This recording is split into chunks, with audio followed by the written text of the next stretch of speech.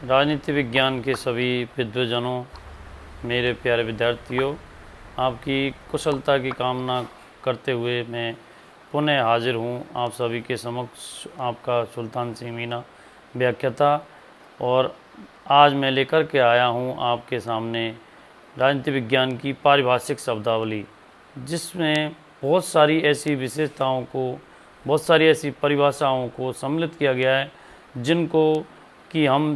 जिनका नाम से हम परिचित हैं, लेकिन उनकी परिभाषा देने में हमें कठिनाई होती है।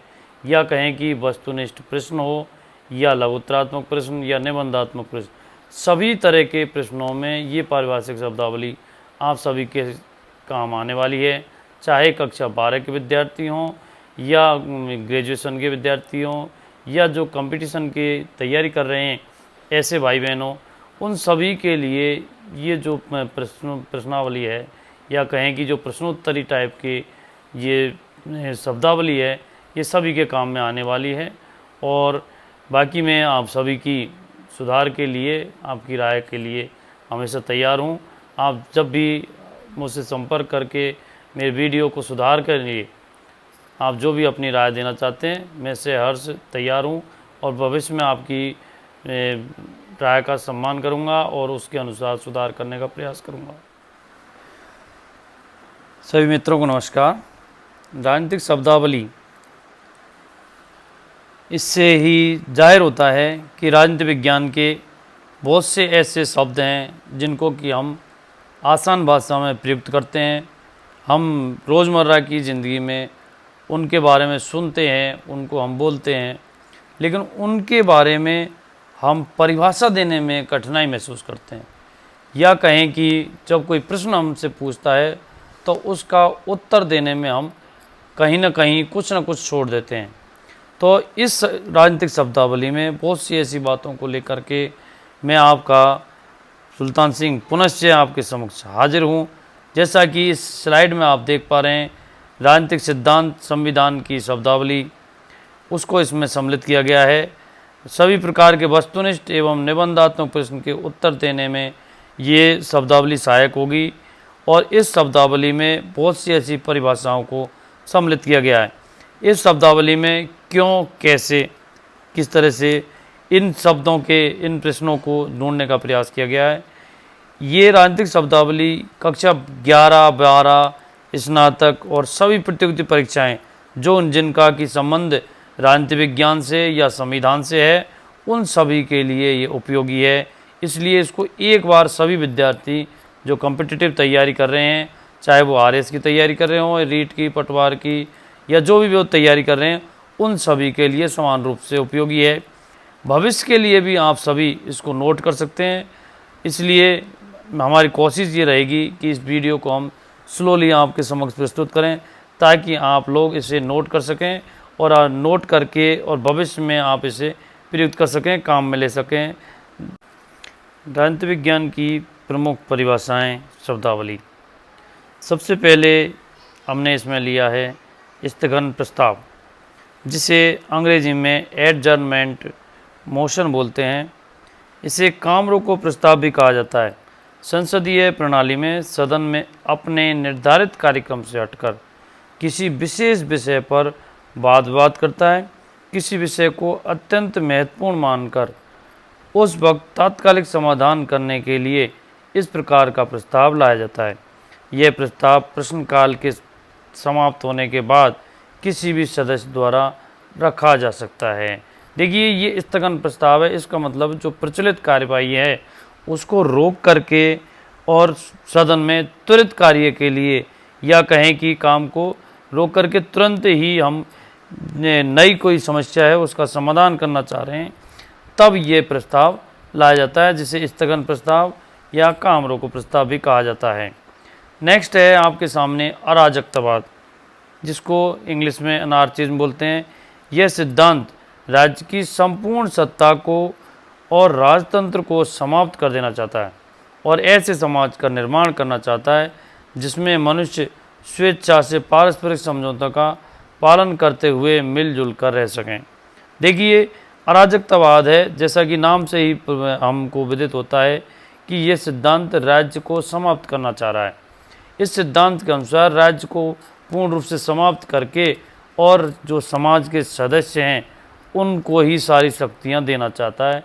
और क्योंकि जो राज्य है वो विशेष रूप से व्यक्ति की स्वतंत्रता में कमी करता है, ऐसा ये लोग मानते हैं। इसलिए समाज के सदस्यों में ही शक्तियों का बंटवारा कर दिया जाए, ऐसा अराजकतावादियों का मानना है। नेक्स्ट है अवधारणा आपके सामने प्रस्तुत है, वो है महाधिवक्ता।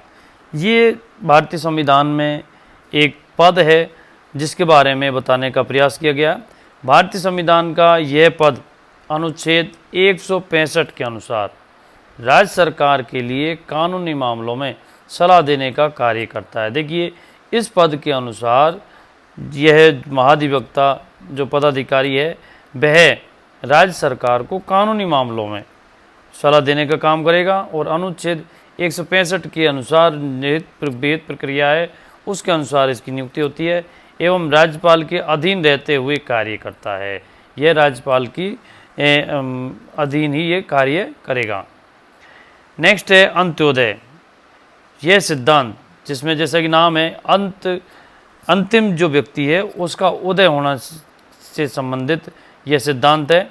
वह सिद्धांत जिसमें समाज के सबसे गरीब, दलित एवं पिछड़े वर्गों के कल्याण के लिए विशेष योजनाएं एवं नीति बनाई जाती हैं जिससे वे लाभ प्राप्त कर सकें, उसे हम अंत्योदय कहा जाता है। इस सिद्धांत के अनुसार अंतिम व्यक्ति को लाभ मिलना ही अंत्योदय योजना में सम्मिलित है।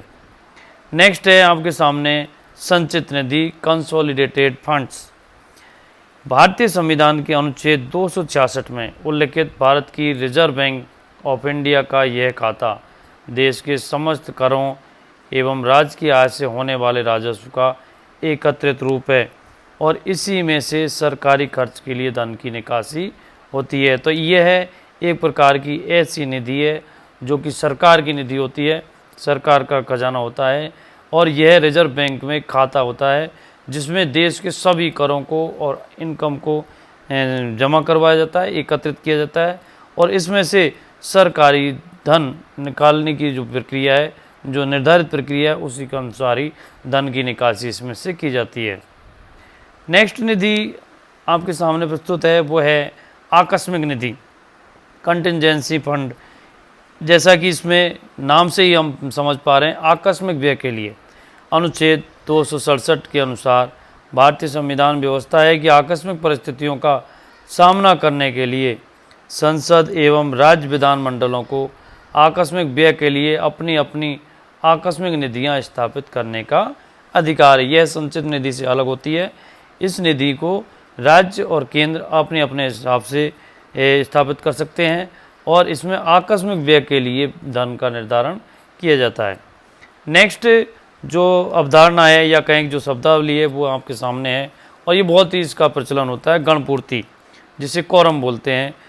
यह किसी संस्था की किसी कार्यवाही को चलाने के लिए न्यूनतम उपस्थिति होना आवश्यक है। देखिए, गणपूर्ति में क्या सम्मिलित होगा कि किसी भी संस्था, चाहे वो पंचायती राज संस्था से लेकर के बड़ी से बड़ी संस्था आपकी संसद हो या संसद का कोई भी सदन हो, उसके लिए गणपूर्ति क्या है कि उस संस्था की कार्यवाही को चलाने के लिए न्यूनतम उपस्थिति होना, कितने सदस्य उपस्थित होंगे, इसे ही गणपूर्ति कहते हैं।